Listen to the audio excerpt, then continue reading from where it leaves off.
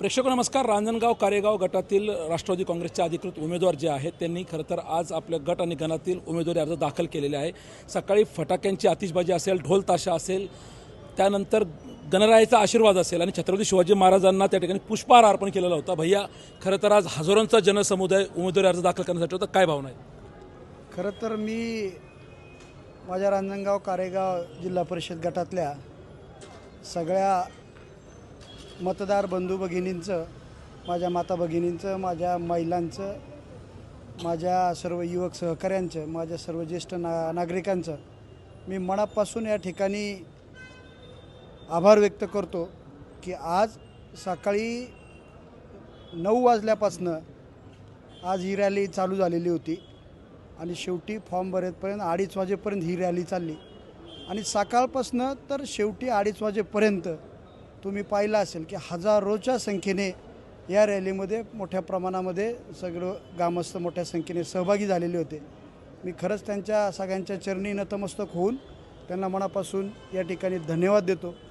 आणि आजच्या या फॉर्म भरण्याच्या कार्यक्रमाच्या निमित्तानं मी माझ्या सर्व मायबाप जनतेला एवढीच विनंती करणार आहे की ज्या पद्धतीने तुम्ही आज या सगळ्या फॉर्म भरण्याच्या रॅलीमध्ये मोठ्या उत्साहाने, मोठ्या आनंदाने, मोठ्या कौतुकाने सहभागी झाला आणि तिन्ही उमेदवारांना म्हणजे ज्योतीला, निर्मलाला आणि महेश बापूंना जो आशीर्वाद दिला, हाच आशीर्वाद उद्याच्या येऊ घातलेल्या 5 तारखेच्या निवडणुकीच्या मतदानाच्या दिवसापर्यंत असाच तुमच्या सगळ्यांचा राहू दे, अशा प्रकारची विनंती मी आपल्या माध्यमातून मी माझ्या सर्व ग्रामस्थांना, मतदार बंधू भगिनींना करतो. आणि मी आजच्या या फॉर्म भरण्याच्या कार्यक्रमाच्या निमित्तानं सर्वांना एवढंच आश्वासित करू इच्छितो की आज जसा आशीर्वाद आपण दिलेला आहे तसाच आशीर्वाद उद्या मतदानरूपी या तिन्ही उमेदवारांना द्या. हे तिन्ही उमेदवार उद्याच्या पुढच्या 5 वर्षाच्या कालखंडामध्ये आपल्या सगळ्यांची या ठिकाणी सालकरी म्हणून काम करतील, अशा प्रकारचा शब्द मी आपल्याला या ठिकाणी देतो.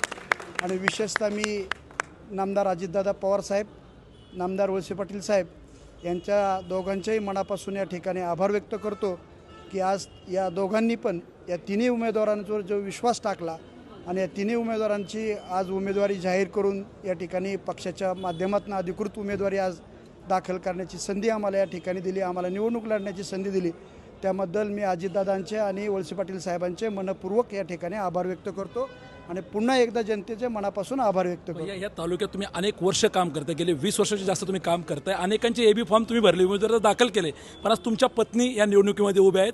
हा अनुभव तुमचा कसा होता? घरच्यासाठी तुम्ही अर्ज भरलेला आहे. खरं तर माझ्यासाठी माझ्या आयुष्यातील हा सुवर्ण म्हणजे क्षण आहे असं मी म्हणेल की मी कधीच राहुल शेठ हा क्षण विसरू शकणार नाही की आज मी पार्टीचा अध्यक्ष म्हणून गेली 7-8 वर्ष आपल्या आंबेगाव शिरूर विधानसभा मतदारसंघात काम करतो.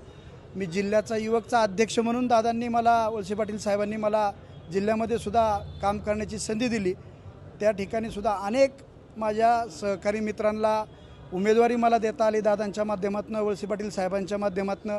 अनेक लोकांना पदाधिकारी करण्याची सुद्धा संधी मला दादांच्यामुळं, वळसे पाटील साहेबांच्यामुळं मिळालं. परंतु आजचा हा क्षण माझ्यासाठी खूप आनंदाचा आहे की माझ्या सौभाग्यवतीला मला आज तिचा उमेदवारी अर्ज दाखल करताना तिला एबी फॉर्म देता आला, हे माझ्यासाठी खरंच मनापासून म्हणजे त्याला माझ्याकडं उत्तर नाही आहे. तुमचे डोळे सांगताय, तुमच्या भावना सांगताय. वहिनी खरं तर भैयांना दाटून आलेलं आहे, त्यांच्या भावना अनेकांना आजपर्यंत भैयांनी उमेदवारी दिलेली आहे, पण आज पत्नीला एबी फॉर्म दिलेला आहे आणि उमेदवारी अर्ज दाखल झालेला आहे. काय भावना आहे? भाग्य लागतं सर, असंच म्हणावं लागेल. आणि मी भाग्यवान आहे भैयांच्या बाबतीत. नाही, माझ्या बाबतीत भैया भाग्यवान आहे. जो जनसमुदाय आपण सकाळपासून पाहिला, हजारो लोक होते, हजारो गाड्या होत्या, म्हणजे हा ताफा जर पाहिला, अनेकांनी ड्रोन शूट घेतलेले आहे, या सगळ्या बातम्या माध्यमं दाखवत आहेत. कसं पाहताय की सगळ्यात जो प्रतिसाद मिळाला? अतिशय आनंद होत आहे. कारण मी तर हेच सांगेल की आपल्या भागाचे भाग्यविधाते जे आपले माननीय आदरणीय नामदार दिलीप वळसे पाटील साहेब असतील, त्यांच्यावर प्रेम करणारा हा जनसमुदाय आहे आणि त्यांच्या माध्यमातून जे मानसिंग पाटलांनी कामं खेचून आणलेले आहे, त्या कामाची पोहोचपावतीच खरं तर ही म्हणावी लागेल. आणि मी कालही सांगितले तुम्हाला की बाबा जे यांनी पेरलंय ते कदाचित ह्या प्रेमापोटी उगवलंय असंच म्हणायला काही हरकत नाही. निर्मलाताई, खरं तर जे भैयानी पेरलंय ते उगवत आहे. आपण कारेगावच्या सरपंचात रांजणगावमधून रॅली निघाली, मात्र कारेगावमध्ये ज्या पद्धतीने उत्साहात स्वागत झालं, JCBतून फुलांची उधळण झाली, कसं नियोजन होतं? मामांनी गेली 20-25 वर्ष जनतेसाठी कार्य केलेलं आहे. 1-1.5 महिना झाले आम्ही प्रचार करत आहोत. तर प्रत्येक गावामध्ये जे राष्ट्रवादी काँग्रेस पार्टीचे निष्ठावंत कार्यकर्ते आहेत तर ते आवर्जून तिथे उपस्थित असतात आणि आज देखील आमच्या जिल्हा परिषद गट आणि पंचायत समिती गणामधून सर्व कार्यकर्ते, नागरिक, युवा, महिला म्हणजे सर्वच जण उपस्थित होत्या. रांजणगाव इथून प्रचार रॅलीची सुरुवात झाली. त्याच्यानंतर कारेगावमध्ये देखील आम्ही मामांचं, मामींचं आणि महेश बापूंचं जंगी स्वागत करण्याचा प्रयत्न केला. आणि आमच्या कारेगावकरांची इच्छा होती की ज्यावेळेस आपले राष्ट्रवादी काँग्रेस पार्टीचे उमेदवार आपल्या गावात येतील तर त्यांचं स्वागत उत्साहाने करायचं.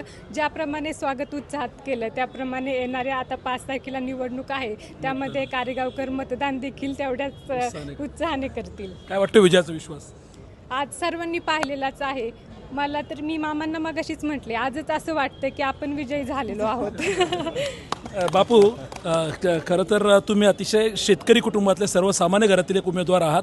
ज्या पद्धतीने आज मायबाप जनतेने तुम्हाला त्या ठिकाणी भरभरून प्रेम दिलं, जो जनसमुदाय होता, काय सांगाल उद्याच्या विजयाचा विश्वास काय?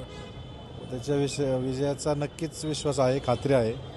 आम्ही 100% निवडून येणार आहे. पण हे करत असताना वळसे पाटील साहेबांच्या माध्यमातून गेले 20-25 वर्ष झाले भैया ह्या भागामध्ये काम करत आहे. आज भैयांनी जे काही राष्ट्रवादी काँग्रेस पक्षामध्ये असताना जे काही काम केलं, लोकांच्या समस्या आणि अडचणी सोडवल्या, त्यांच्या माध्यमातून आम्हाला पण काही कामं करण्याची संधी भेटली. आम्ही पण त्यांच्याच बरोबर त्यांच्याच खांद्याला खांदा लावून आम्ही पण कामं करायचा प्रयत्न करतो आहे. आणि येणाऱ्या काळामध्ये पण अशाच पद्धतीने आम्ही आमचा मानस असेल 3ही उमेदवारांचा, जिल्हा परिषद सदस्य असतील, वहिनी असतील, निर्मलताई असतील आणि माझा स्वतःचा, आम्ही येणाऱ्या काळामध्ये साहेबांच्या माध्यमातून, भैयांच्या माध्यमातून जी कामं जिल्हा परिषदच्या असतील, पंचायत समितीच्या असतील ती कामं करण्याचा निश्चित प्रयत्न करू. आम्ही आज दिवसभरात भैया अनेकांच्या बाईट घेतल्या, सरपंच असतील, माजी सरपंच असतील. ते असं जाणवतंय की उमेदवार 3 नाही, 4 उमेदवार तुम्हाला जरूर, कारण प्रत्येकजण भैयाचा बोलबाला करतंय. खरं तर आता यांनी सगळ्यांनी सांगितलं तसं गेली 20-25 वर्ष समाजकारणात, राजकारणात काम करत असताना मी कुठल्याही हौसेपोटी काम केलं नाही. मी एक समाजाची सेवा करायची या भावनेतूनच सातत्यानं काम करत गेलो आणि त्याचंच खरं तर फलित आज आपल्याला या ठिकाणी दिसून आलं असं मला या ठिकाणी वाटतं. आणि भविष्यकाळामध्ये मी सांगतो जसे हे 3 काम करतील, जनतेने आम्हाला संधी दिली काम करण्याची तर याच्या दुपटीने स्पीडने आम्ही जनतेची सेवा करू असं आपल्या माध्यमातून या ठिकाणी सांगतो. गेले 20 वर्ष कोणत्याही पदाची लालसा न ठेवता, जनसेवेसाठी राजकारण न करता समाजकारण समजून आजपर्यंत मानसिंग भैया पाचुनकर यांनी या संपूर्ण त्यांच्या गटामध्ये आणि या विधानसभेमध्ये कार्य केलेलं आहे. त्याचीच पोचपावती म्हणून आज ज्या पद्धतीने या गटातील जनतेने त्यांना भरभरून प्रेम दिलं, आज हजारोचा जनसमुदाय उमेदवारी अर्ज भरण्यासाठी या ठिकाणी दाखल झालेला होता. येत्या 5 तारखेला मतदान आहे, 7 तारखेला निकाल आहे. निकालातून स्पष्ट होईल की गुलाल नेमका कोणाचा असेल. मात्र उमेदवारांचा आजचा जर का आपण उत्साह पाहिला तर हा गगनाला त्या ठिकाणी भिडलेला निश्चितच आहे. कॅमेरामॅन भानुदास हिरवाळसह मी अतुल परदेशी, आपला आवाज, शिरूर.